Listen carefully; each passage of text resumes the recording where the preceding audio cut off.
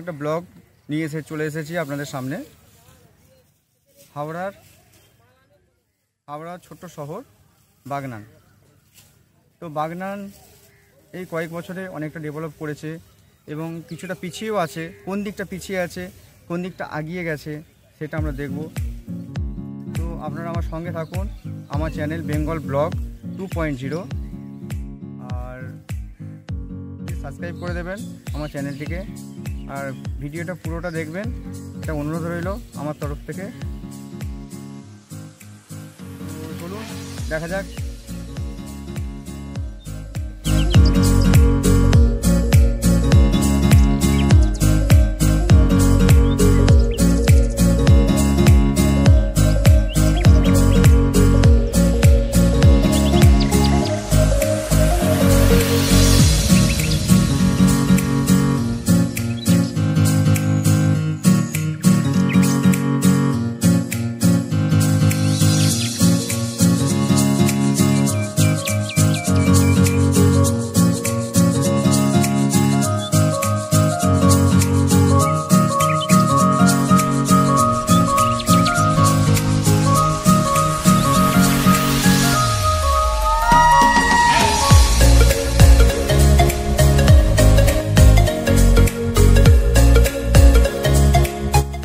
হাওড়ার ব্যস্ততম স্টেশন হচ্ছে বাগনান, এটা সকলেই জানেন, আপ টু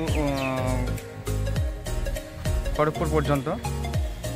তো এখন লকডাউন চলছে, দেখতেই পাচ্ছেন স্টেশন পুরো ফাঁকা, শূন্য, জনশূন্যহীন। তো একবার দেখিয়ে দেবো আপনাদের। দেখুন পুরো এই জায়গাগুলো লকডাউন যখন থাকে, মানে যখন পরিস্থিতি ঠিকঠাক থাকে, এখন লকডাউন চলছে বলে পুরোটাই ফাঁকা। নাহলে এখানে মানে দাঁড়ানোর জায়গা থাকে না, এরকম পরিস্থিতি থাকে। তো লেটস গো, আরও কিছু দেখাবো, আমার সঙ্গে থাকুন।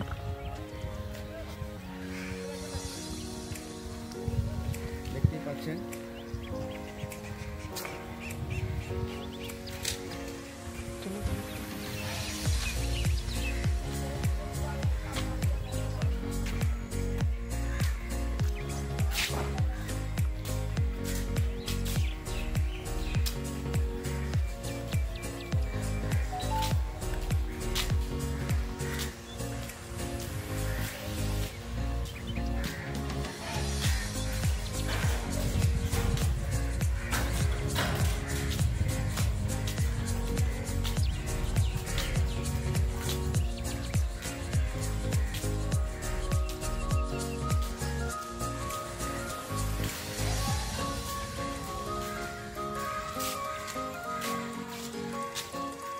দেখো, ডাস্টবিনের জায়গাগুলো পুরো ফাঁকা, নোংরা ফেলারও লোক নেই, এমন পরিস্থিতি। নোংরা ফেলার লোক নেই, এতটাই জনশূন্য লোক। আমরা সিঁড়ি থেকে উপরে উঠবো, এপার থেকে ওপারে যাবো সিঁড়ি হয়ে।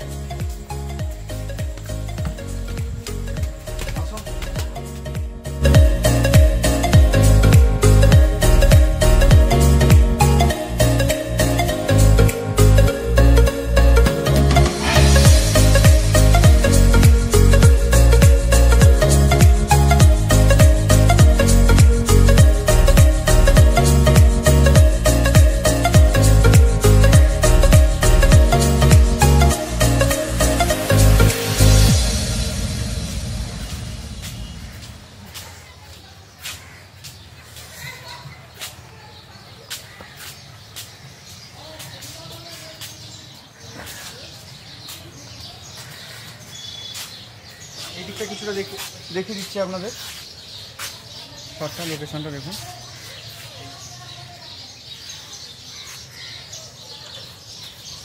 খুব সুন্দর লাগছে, এইরকম পরিবেশ এর আগে দেখা যায়নি বাগনানে।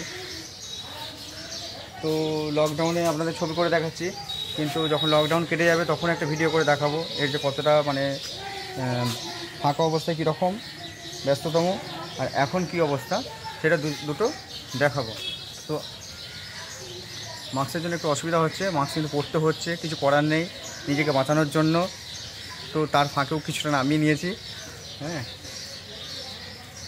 ঠিক আছে, চলুন আমার সঙ্গে আসুন, আরও অনেক কিছু দেখার আছে।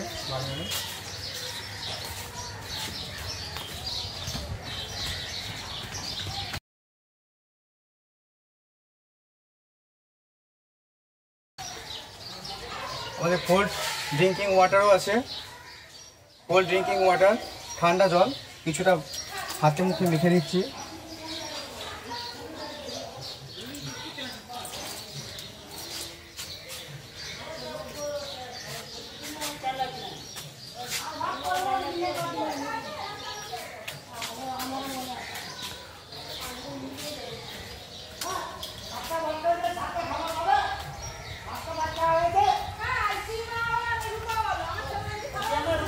আর একটা জিনিস, বাগনানে একটা সমাজসেবী আছে রূপা, নামটা কি আছে তোমার পুরো নামটা? রূপালী সরকার। ইনি হচ্ছেন এখানের সমাজসেবী বলা যেতে পারে। মানে কিছু ভিখারি যারা খেতে পায় না। তুমি যে ভিক্ষে করে এনে এদেরকে সেবা করছো, কি করো না করো একটু আমাদের একটু প্লিজ দর্শককে একটু জানাও। হ্যাঁ বলছি, আমি 3টে আশ্রম সরকার নিয়ে নিচ্ছি। আমার প্রথমে আমি এখান থেকে বাড়ি থেকে চলে এলাম, তখন দেখতাম যে পাগলাগুলো ডাস্টবিনে আলটা দেখাচ্ছে, রেল লাইনে কুড়িয়ে খাচ্ছে। আমি কী অবস্থা, আমি যতটুকু পারি ওদের দেবো, পাগলাদের খাওয়াতাম। করতে করতে সবাই আজকে মুড়ি দিয়েছে, ভাত নয়নদাদের খাওয়াতে হতো। ব্যাপার হয়েছে নয়নদাদের কীভাবে ব্যবসা বন্ধ করে জানো, যে 5 নম্বর ঢালে মানে ভাত দেবো, যে যারা রান্না করার কোনো পজিশন পাচ্ছেন তাদের আমি ভাত খাবো। আর 5 নম্বর ঢালে ওর মমতা আমি দয়া করে নামও এখানে থাকতো না, খুলে বুঝে থাকতো। ভাতের নাম দয়া করে নামটা লিখে দিয়েছিলাম 9 জনের। বলি ওরা গরিব মানুষ, ওরা পাক বলে আমি বুদ্ধি করে লিখেছি, ওরা খেতে না গেলে বোতল করতে চলে তো খুলে এখন মানে আমার 4টে আশ্রম এখনো চলছে। সামনে আজান কাছে একটা, দেউল গ্রামে একটা, এই একদম বাংলার ধানে একটা, জয়পুর ধানে একটা, নন্দীগ্রামে দিচ্ছে দক্ষিণেশ্বর নদীর কাছে, ওর ভাগ্নি বাড়ি ওখানে। ওই দুটো ওখানে চলছে। দক্ষিণেশ্বরটা মানে যে দক্ষিণেশ্বর বিকাশ পাবো ওরা বন্ধ, মানে মাঝে মাঝে বন্ধ থাকে ওটা। কিন্তু এই দুটোতে আমাকে মানে লোক ধরে এলেও টাকা পাঠাতে হচ্ছে এই দুটোতে। কিন্তু এখানে অসুবিধা 16 সাধুরে আমি নাকারি মুড়ি খাওয়াতে, মুড়ি কোনদিন ভাত, চরম অবস্থা। তারপর ধরলাম নয়নদারকে, নয়নদার বললে যে আমি খাবো, তোমার যদিন পারবে খাবো, কিন্তু যারা অভুক্ত হয়ে পড়ে রয়েছে, যেসব রান্না করার পজিশন নেই, তাদেরকে খাবো স্টেশনে। কিন্তু খাওয়ার যতদিন, তারপর যদি বেশি হচ্ছে আমি 1 সপ্তাহ বেশি খাবো না। বেশি হয়ে গেলে 5 নম্বর ডাল থেকে সব লোক আসতে লাগবে, এদের ঝগড়া করতে যাবে, টানা টানা তারপরে যাচ্ছে তাদের। এখন তুমি কি বলতে চাইছো, মানে টাকা পয়সা মানে কীরকম সেবা করতে, মানে তোমার আমাদের রান্নার বস্তা রান্না নেই, আজকে রান্না ভাত নেই, আজও নেই, কালো নেই।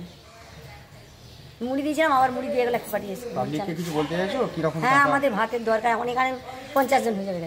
এই অবস্থা হয়, থাকি 15 জন 20 জন, 50 জন হয়ে যাবে, বাইরে উঠলে বেশি। ঠিক আছে, তোমাকে সাহায্য করবে। তুমি যেহেতু বলেছো যে তোমার আশ্রম আছে। হ্যাঁ, আশ্রম 4টে, বেশি দূর নয়, এটা দেউলগ্রামে। একদম দেউলগ্রামে এই সাইডে পরে ব্যানার টাঙানো আছে, বিরাট ব্যানার। আর আজান কাছে একটা বাজারের উপরে বাস রাস্তা। কিছু সাহায্য করার জন্য, কিছু সাহায্য তো পাচ্ছি না। রোজ নিজের অসুখ আছে, হাঁসমা আছে, হার্টের প্রবলেম, সুগার, একজিমা, ঘা আছে শরীরে, পাচ্ছি না। ভিক্ষে বলে মন্দিরগুলোতে সেবা দিতে যায় সকাল হলে। সকালে বলে দেখুন এখানে জলজাটি ভাত হয়েছে, আলু করেছিলাম, সেটা করে বন্ধ করে দিতে। আপনাকে তো চিনতে পারছি আমি, এসে বসতে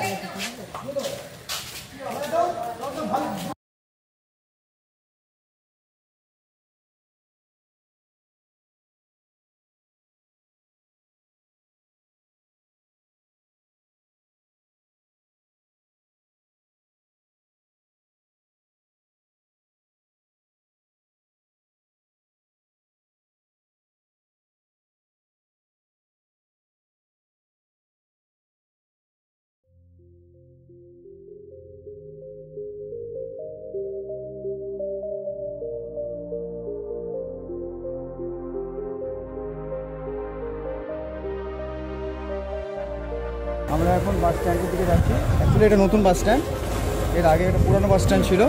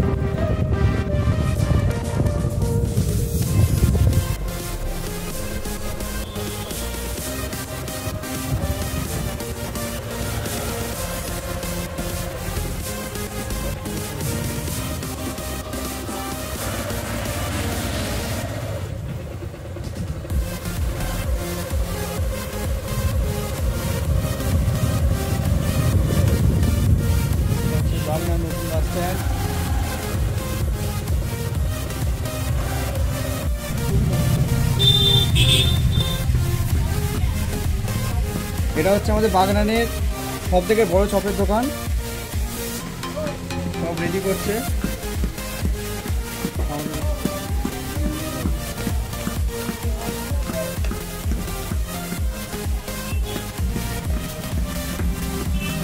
এটা হচ্ছে বাগনানের সব থেকে পুরানো দোকান। দোকানের নাম হচ্ছে গুনুবেড়া চপের দোকান। বাগনানে এলে অবশ্যই খেয়ে যাবেন, খুব টেস্টফুল করেছি এবং খেয়েওছি।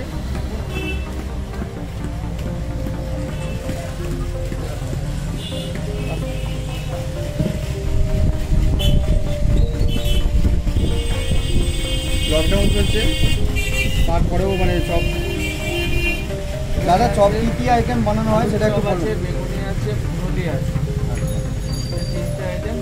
আর বোমা বোমা কিন্তু বোমা তো আপনাদের কাছে খুব মানে ফেমাস আইটেম। ঠিক আছে, লকডাউনের জন্য বন্ধ আছে অনেকগুলো আইটেম, তো আসবেন, এলে অবশ্যই খেয়ে যাবেন।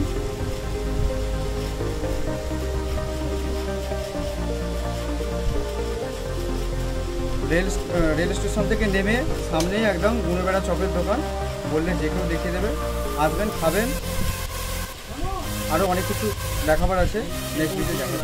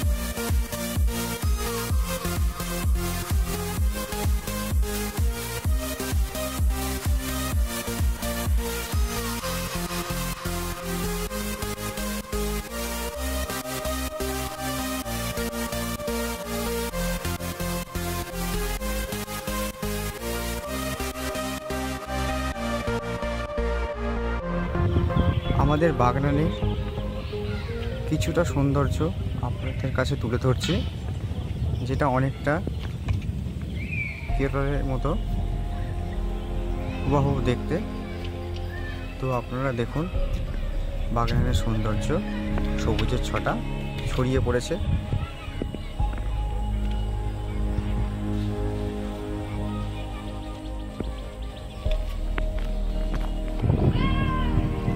দেখতেই পাচ্ছেন অপরূপ সৌন্দর্য, সবুজে ঘেরা।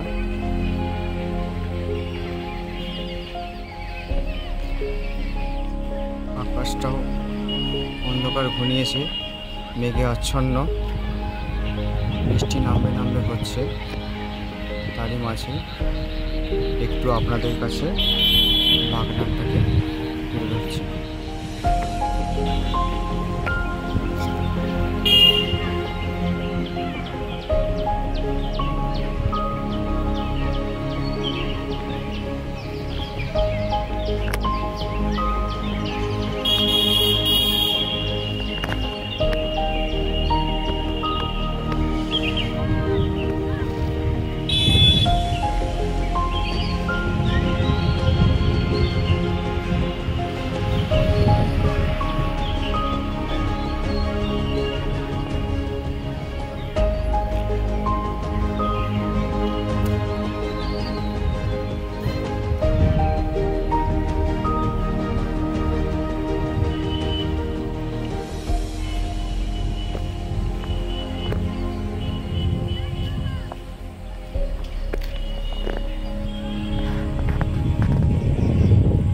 দেখতেই পাচ্ছেন কত সুন্দর পরিবেশ, চারিদিকে সবুজ আর সবুজ, তারই মাঝে ছোট বড় বাড়ি।